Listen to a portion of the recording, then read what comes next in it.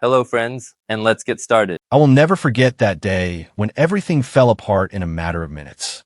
To say that I felt cheated would be an understatement. It started innocently enough. I was standing in the hallway, watching my wife frantically searching for the car keys. She had errands to run, and then, so she claimed, to do her usual Saturday business. At the last minute, she changed her mind and asked me to take her car to the car wash. I was surprised, to be honest. Usually she would try to keep her car clean herself because I like to have everything under my control, as she liked to say. But that time she was in a hurry and literally shoved the keys into my hand, saying, "Honey, please do this for me. I've already paid for everything online. Just drive up to the terminal." I agreed without further question. I was admittedly bought off by her haste. She was wearing a light dress and high-heeled sandals. She didn't usually dress like that for quick errands, but I chalked it up to her love of pretty clothes. I didn't pick on her, though something inside me moved, as if warning, "Look closer, there's something wrong here." But I dismissed the feeling as if it were an annoying fly. After all, we'd been together for years. We hadn't had any loud fights, and everything seemed stable. When I got behind the wheel, I was instantly hit in the nose by an unfamiliar odor. It was hard to describe. Pungent, languid, cloying, as if someone had dropped a bottle of expensive men's perfume between the seats and pressed the atomizer all the way down. Something inside me clenched. I knew by heart every fragrance I'd ever used myself. And it wasn't my perfume. My wife didn't use it. Either it smelled like a man's cologne or perfume, the kind that almost tugged at your throat with a rich, cloying note. I turned my head to the left, looked into the interior. The front was normal. Papers, a bag from the store, her sunglasses. But when I slid my gaze to the back seat, I almost dropped my keys. In the corner, right by the door, there was a man's sock lying orphaned. Gray, sporty, with a wrinkled elastic band. I, of course, immediately checked a quick hypothesis. Maybe it was mine? But no, I've never worn sports socks like that, and the size was obviously smaller. I picked it up with 2 fingers, as if it were garbage, and then the same smell hit me again. A mixture of that foreign cologne and something else a little stale, as if the sock had been left behind by someone who didn't care much for cleanliness. I sat at the wheel for a couple seconds, slowly digesting the discovery. A whole scattering of thoughts whirled through my head. Who is this? Why was he in the car? Why didn't my wife tell me? But I didn't want to jump to conclusions. She might have given a ride to a colleague or an acquaintance. However, something inside was already sounding an alarm bell. It's not just an accident. It's much deeper than that. Parking at the car wash, I quietly tucked the sock into the bag that was in the trunk. I didn't want to throw it away. I might still need it as some kind of proof if I had to. But the very fact that I was already thinking about proof spoke volumes. It was the first drop of heat boiling in my chest. Some part of me wanted to call my wife at that instant, to scream, "What the hell is going on? Whose sock is this? Why does the car smell like that?" But I held back. I didn't know exactly what was going on. Maybe it was innocent, but maybe it wasn't. I've always felt that any conflict is best resolved when you have the facts. As the car was being washed, I watched the jets of water run down the windows, washing away the dust. It felt like I was washing away the remnants of my peace of mind. When I drove out, there was still an echo of that same perfume in the cabin. I thought the smell would go away quickly, but it was clingy, intrusive, as if it were designed to stay in my memory. An uneasiness slowly grew in my chest. I got home, put the car in our parking spot, and went up to the apartment trying to act normal. She was there, tense but pretending to be busy with household chores. When she saw me, she smiled, but her eyes remained slightly worried. She said, "Thank you, darling, you saved me." She bent down to kiss me on the cheek, and that gesture seemed insincere to me. We talked about little things. I pretended like everything was fine. I watched her walk around the room, throwing papers around, scratching the back of her head. Suddenly she asked about the car. "How's it going?" And then I noticed her lifting her nose like she was sniffing the air. Barely perceptible movement, but I caught it.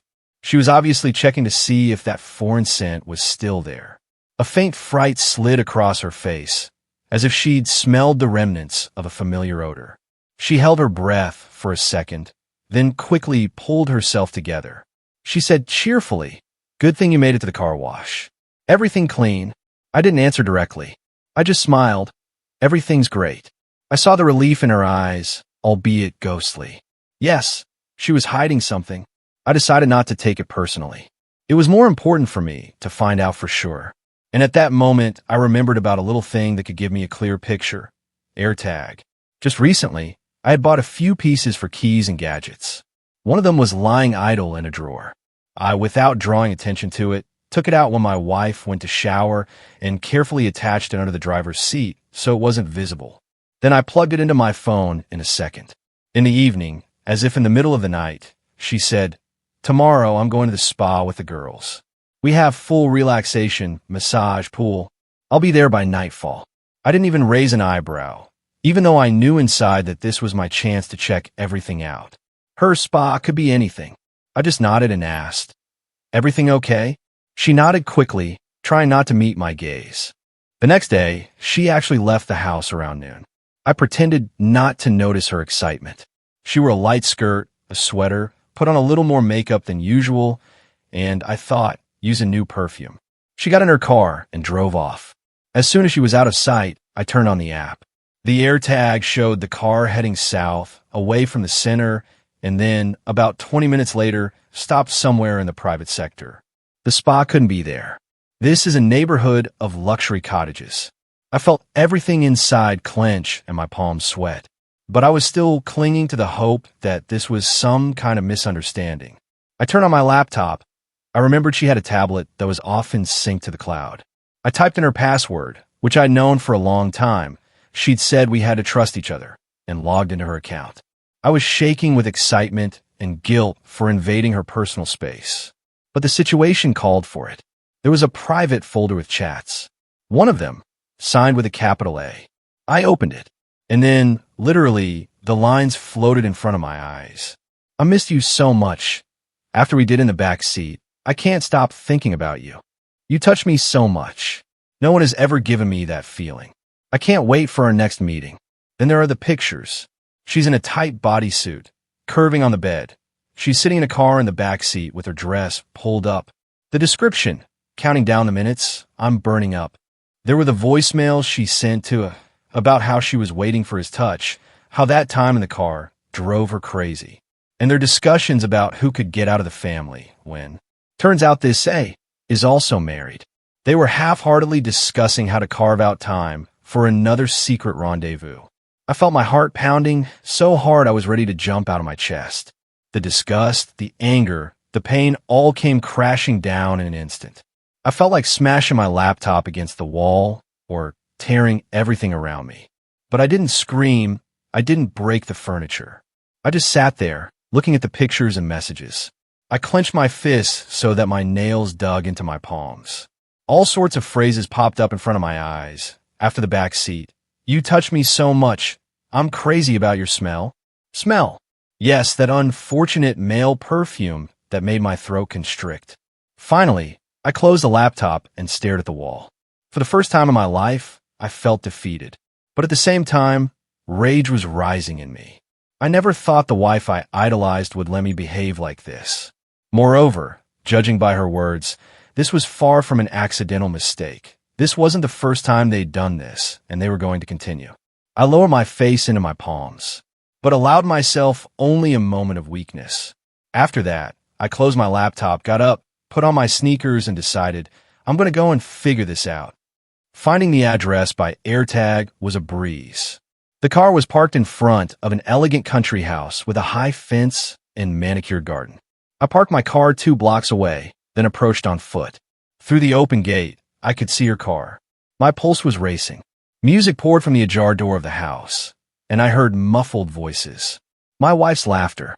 Light female laughter interspersed with male laughter. I walked down the path and knocked on the massive front door. My heart rattled. Asterisk, this is it. It's about to be decided. Asterisk, there was silence for a few seconds, then the door opened. On the threshold stood a man of about 35, athletic build, wearing a towel wrapped around his hips. Steam was rising from his chest, like he'd just stepped out of a shower or a hot tub, and the same pungent odor hit my nose again. He was silent, looking at me blankly. But after a second, I saw the flash of panic in his eyes. He'd realized who I was. Or guessed, rather. I was seething inside, but I tried to keep my cool.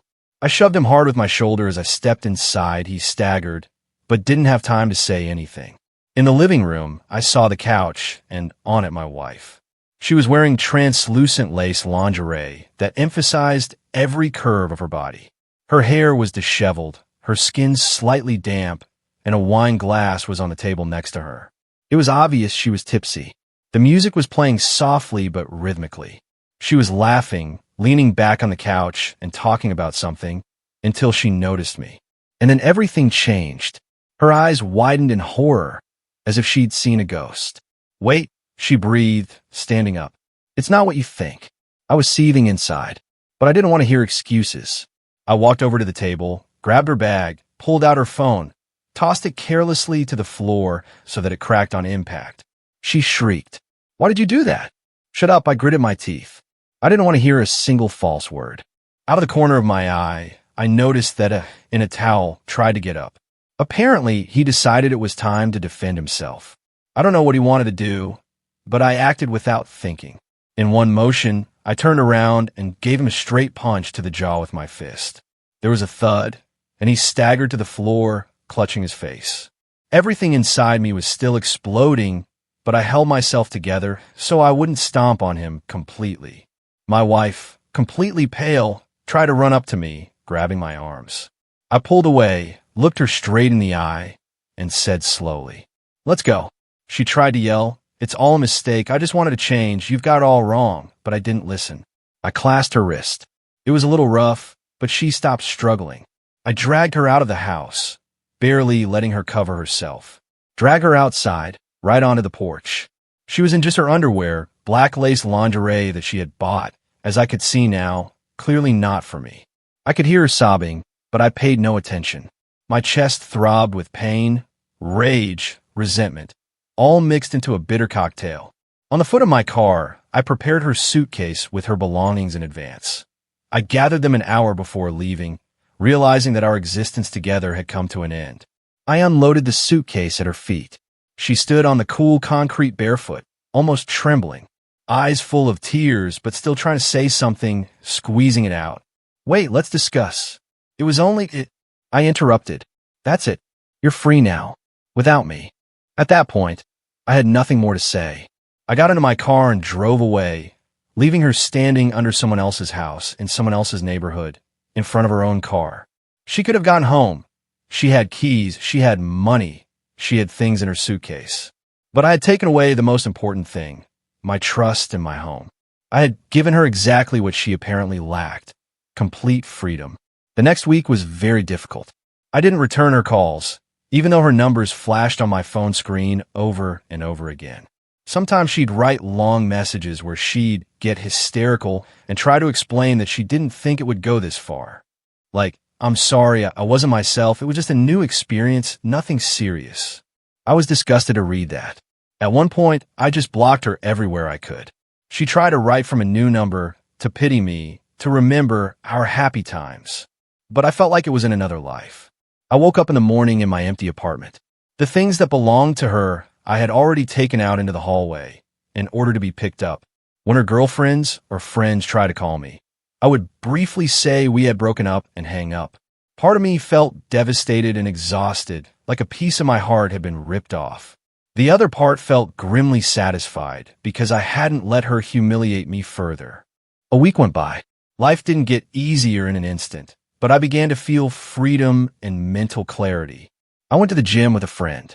I lifted weights, taking my anger out on the weights.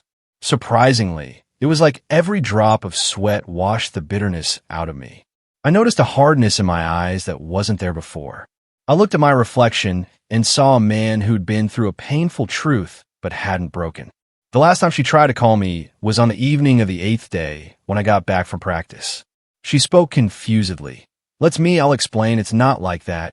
I was under the influence of emotions. I listened in silence, and then I said quietly, "No, you don't need to explain anything. Everything is clear to me." I pressed end call. I know she wrote again later, but I didn't read any more. I started the music, opened a window, let the fresh air in, and felt my heart beat steady. I'm okay. Now I look at it from the outside and realize that no one is immune to betrayal. But the question is how you deal with it. Someone starts crying into a pillow, reveling in self-pity and walking around the offender, begging for forgiveness and attention. And someone cuts the ropes and walks away, leaving the cheater on the sidelines. I'm not ashamed of making a scene. I set the stage for betrayal without compromise. Once upon a time, I loved her, worshipped her. But if a man oversteps your trust, then he doesn't care how you feel, which means I don't care where he goes. So I left her at that house with her suitcase. I didn't look back. Now I focused on myself, on my work, on my hobbies, on socializing with friends who supported me. I started going out more often, meeting new people, socializing. Slowly but surely my heart stopped bleeding. All that remained was the firm belief that I would not let anyone trample on me. After all, at the end of the day, I never lose. I just draw conclusions and throw out the garbage, even if I used to love that garbage. And that's where today's story ends. Thank you for watching to the end. If you enjoyed it, don't forget to like and comment. We'd love to discuss this story with you. See you in the next video.